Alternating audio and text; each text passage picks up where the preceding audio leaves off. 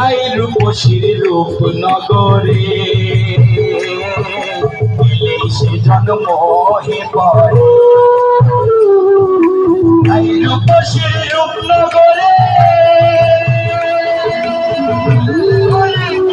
সে জন্ম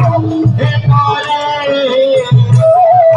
রূপনগরে আগলে ধরে রূপনগরে আগলে ধরে কবিল মেরে ছেড়েছে প্রাণ সখী